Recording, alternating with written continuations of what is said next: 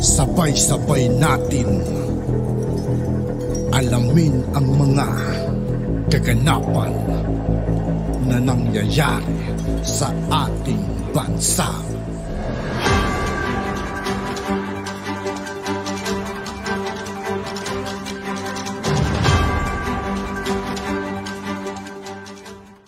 Yo, what's up mga kaibigan? This is I2K po again.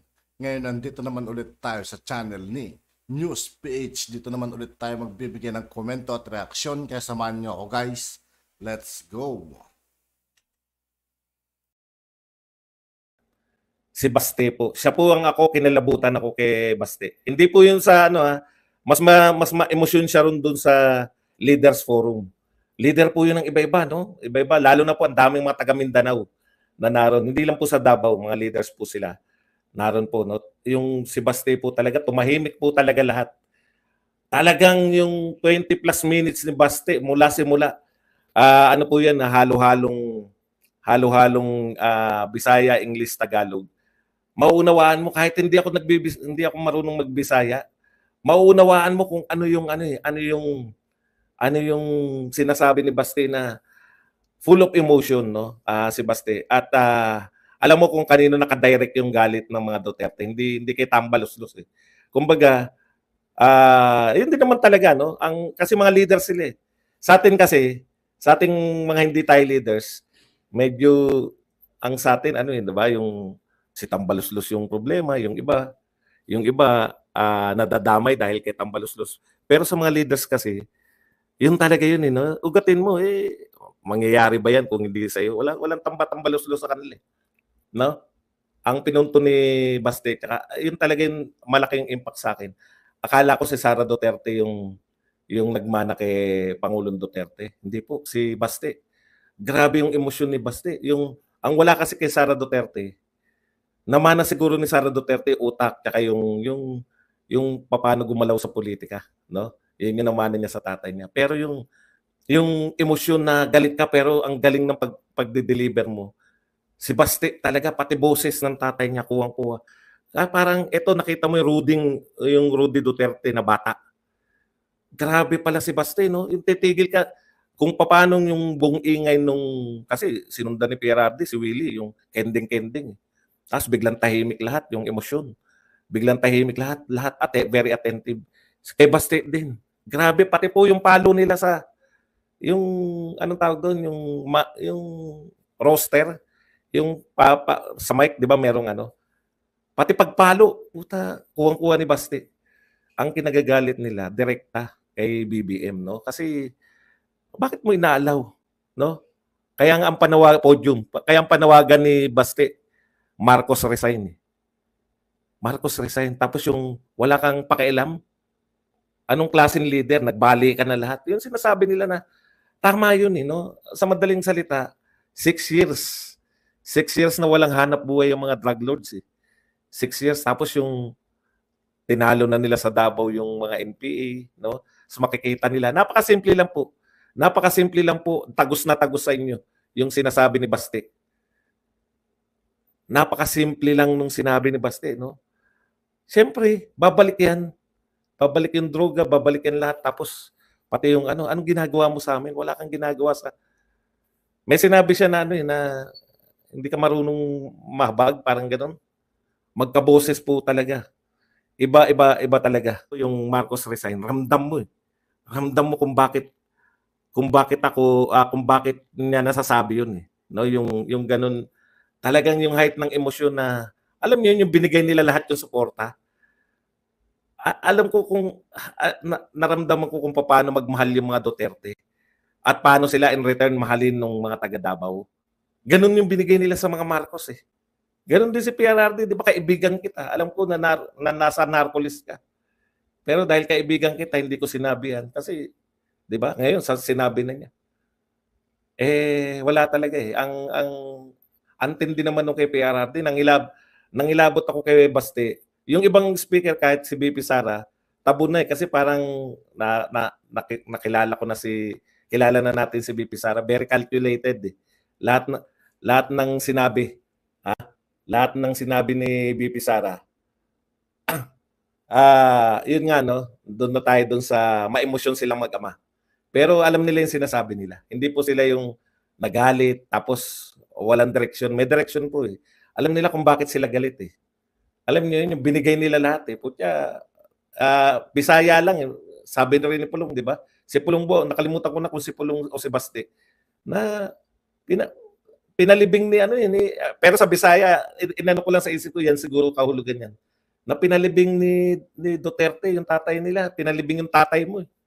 Yun na lang ang laking bagay nun, di ba? Kung kayo po, meron po kayong pakikipagkapwa-tao, wag na po yung pagtanaw ng utang na loob. Yung pakikipagkapwa-tao na lang. Ang tagal po nakatenga ni Marcos. Si Bastire na nagsabi. Ang tagal pong eto po wala po akong binabasang mula lang po sa recollection ko sa naganap. High na high talaga kami. Pero mo umuulan. Munting ulan lang sumisilong ako kasi alam niyo naman sakitin na tayo, di ba? Puta wala, nagpandong lang ako. Sayang. Tinalo ng emosyon niyo yung ulan eh.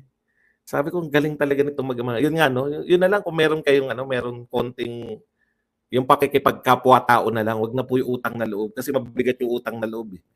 Yung pakikipagkapwa-tao, yung mga loyalistang vlogger, yung mga nakapaligid sa'yo, may nagawa ba yan para ipalibing yung tatay mo? Yun nga, no? Yung concern sa Pilipinas, no?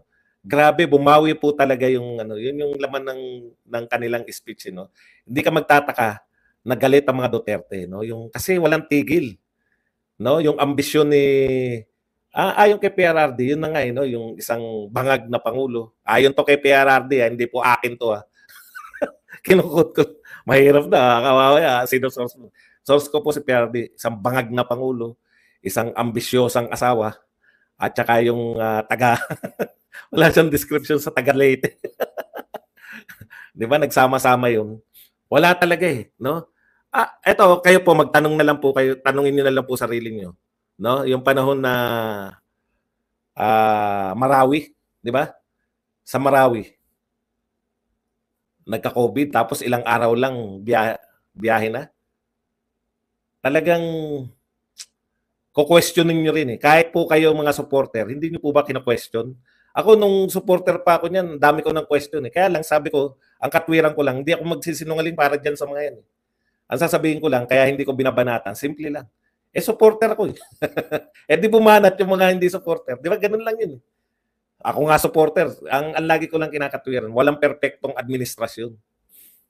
Lagi kong kinakatwiran niya, walang perpektong administrasyon. Pero dito po sa Marawi, yung mga ganun, tapos yung sunod-sunod na eh, yung ang pinaka hindi matanggap ng mga Duterte, yung palpak na nga yung pamumuno nyo, titirahin nyo pa si Inday Sara dahil sa sama-samang, yun nga, sa sama-samang bangag, sama-sama yung ambisyon ng asawa, at saka yung taga-Leyte na hindi mo maintindihan kung, biruin nyo po papasok tayo. Ito, mag-real talk tayo. Paulit-ulit po to sa mga speeches eh. Sa sari-sari speech. Kulelat po si Tambi. Kulelat sa lahat ng survey. 0.8 lang si Sara Duterte, 35. Iniwan na nga po si Tulfo. As early as now. Nakaungos lang ng konti si Tulfo, ilang saglit lang. Ngayon, iniiwan na po si Tulfo. Ibig sabihin, makaramdam kayo, si Sara Duterte ang gusto ng tao na maging presidente ng Pilipinas. Susunod. Tapos gagawan ninyo ng paraan. Yan talaga yung PI na yan. Kahit na anong tanggol nyo, alam nyo kayong mga vlogger ni BBM at lahat ng tagapagtanggol, paano nyo ipagtatanggol yung PI?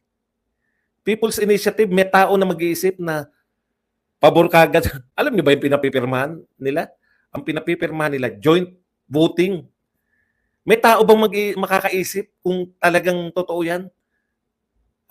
May tao ba na makakaisip na i-joint voting kaya namin yung House of Representatives tsaka yung At may tao po ba na at his right mind, aayunan yun? Hindi nyo naman, wala, konti lang po nakakaintindi nun. Pero madali pong intindihin na pag pumirma ka dyan, meron kang IX, meron kang ayuda. Yun po yung paulit-ulit na tema eh. Si Glenn Chong po, matindi rin yung revelasyon ng Glenn Chong. Hindi ko po alam na naging congressman pa. Nung congressman daw siya. Ito baka hindi nyo narinig kasi hindi ko na-tip eh. Alam niyo kung bakit hindi ko na na-tape? Malayo po yung ano yung chargean, yung magcha-charge ako doon sa ang problema ko, eto ang ganda sa Davao, no? Hindi mo pwedeng gawin sa Maynila to. Mag-charge ka, naroon ka sa dulo, siguro ang laki ng venue. Doon ka nagcha-charge sa dulo. Iwan mo lang mga gamit mo, wala pong gagalaw. Grabe rin, sabi ko nga, sana lahat no, baka makasanayan ko to, puta, pagdating ko sa ibang lugar. Naka-charge po, nakakalat po mga gamit ko. Ako pa ba naman napakakalat ko talaga. Tapos na.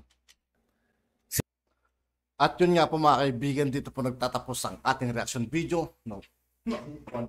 Muli ako po si I2K ng Sundalo ng Dunggalo. Maraming salamat sa patuloy na pagsuporta.